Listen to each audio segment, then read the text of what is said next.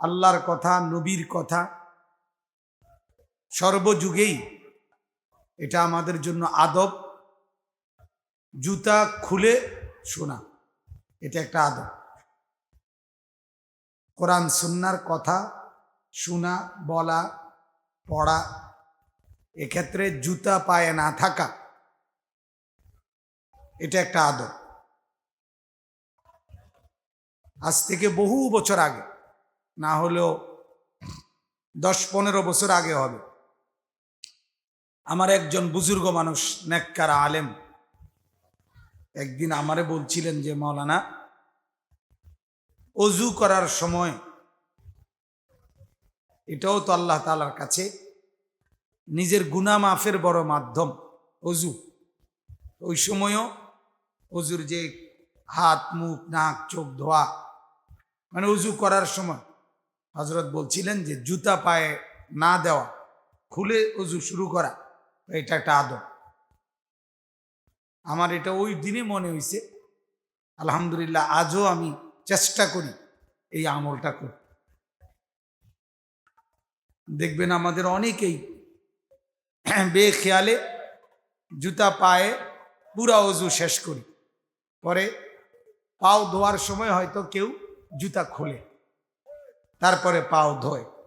অনেকে আবার এটাও করে না, ওই জুতার মধ্যে পাও রাখেই এটা এই ট্যাপের নিচে দিয়া জুতা সহ এই পাও ধোয়।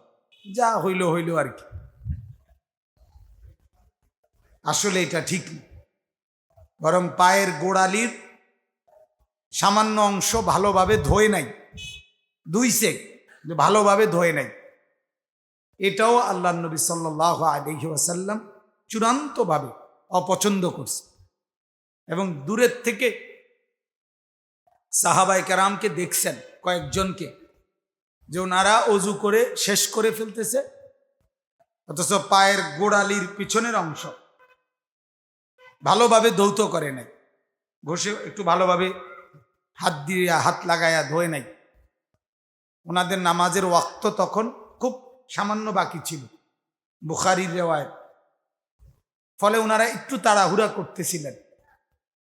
আল্লাহ নবী সাল্লাল্লাহু আলাইহি ওয়াসাল্লাম লক্ষ্য করছেন, দেখলেন যদি তাদের কাছে পর্যন্ত যাইয়া বলতে হয়, তাহলে এর ভিতরে তারা মসজিদে ঢুকে যাবে, আর ঢুকেই তো নিয়ত বাইন্ধা ফেলবে। তাইলে তো কাছে পর্যন্ত গিয়া বলতে বলতে যদি নিয়ত বেঁধে ফেলে, তাহলে তো তাদের ওযুটা পূর্ণ হইল না, নামাজও হবে না।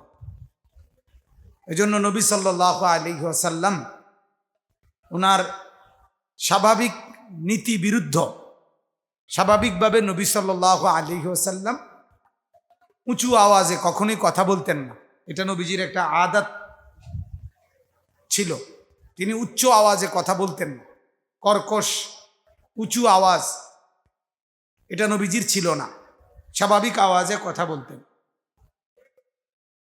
তো কিন্তু ওই দিন স্বাভাবিকতার খেলাফ, নিয়মের ব্যতিক্রম, আল্লাহ নবী সাল্লাল্লাহু আলাইহি ওয়াসাল্লাম ওই দূরের থেকেই ফানাদা বিআলা সাউতিহি, তিনি উচ্চ আওয়াজে ডাক দিলেন, ওয়াইলুন লিল আকাবি মিনান নার, হে সাহাবীরা, তোমাদের যাদের পায়ের গোড়ালি ভালোভাবে ভিজলো না, ভালোভাবে ধৌত করলে না অজুতে, মনে রেখো ওই অংশটুকু জাহান্নামে,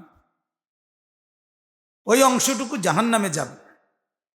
তো সাহাবায়ে কেরাম শোধরায় নিলেন, ভালোভাবে ধুয়ে নিলেন।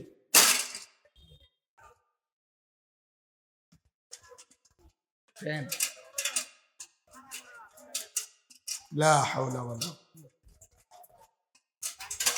আস্তাগফিরুল্লাহ।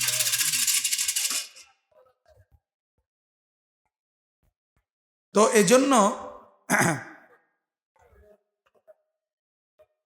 এজন্য আমি বলতেছিলাম, যেখানে আদব এটা খুব জরুরি। এজন্য যারা বুঝের মানুষ আছেন সব সময় ফিকির করবেন আল্লাহর কথা, দ্বীনের কথা, জুতা খুলে মনোযোগ দিয়ে বসে শোনা।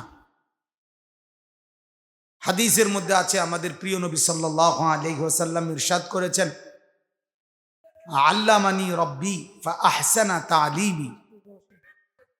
নবীজি বলেন আল্লাহ তাআলা আমাকে সমস্ত বিষয়ের ইলম, সবচেয়ে উত্তম যেটা, সর্বোত্তম ইলম আল্লাহ তাআলা নিজে আমাকে শিখাইছেন। এরপরে নবীজি বলেন ওই হাদিসে, ওয়া আদ্দাবানি রব্বি ফা আহসানা তা'দীবি, এবং আল্লাহ তাআলা আমাকে সকল ব্যাপারে সর্বোত্তম আদব, শিষ্টাচার, ভদ্রতা, সামাজিকতা, সৌন্দর্যতা, এটা আল্লাহ তাআলাই আমাকে শিখাইছেন। অতএব আদব এবং ইলম দুইটা একই হাদিসে নবী বলছে, একই সাথে অঙ্গাঙ্গিভাবে জড়িত। যারা মাদ্রাসার তালেবে ইলম আছেন, আপনাদের জন্য এটা জরুরি ভাই। ইলম আদববিহীন আসে না। সারা জীবন আমরা তালেবে ইলমের জামানায়, ছাত্র জীবনে উস্তাদদের মুখে হাজার হাজার বার এটা শুনছি, বে আদব মাহরুম আজ গশত ফজলে রব। মুখস্থ হয়ে গেছে শুনতে শুনতে। বা আদব বা নসিব, বে আদব বে নসিব। আদবওয়ালা তো নসিবওয়ালা, তার নসিব ভালো। বে আদব বে নসিব, আদববিহীন তো সে মন্দ নসিব, মন্দ কপাল। এই জন্য ইলম এবং আদব দুইটাই জরুরি। এই জন্য কোরআনুল করিমের আজমত, যে কোরআনুল করিমকে আল্লাহ তাআলা বলছেন অজু ছাড়া স্পর্শ না করতে, তাইলে এটা আদব, আজমত, কোরআনের সম্মান, কোরআনের ইজ্জত। এজন্য সবসময় আপনারা ফিকির করবেন, খেয়াল রাখবেন। এজন্য আলহামদুলিল্লাহ যে সুন্দর বসার ইন্তজাম করা হয়েছে, যতক্ষণই শুনে বসে শুনলে ভালো।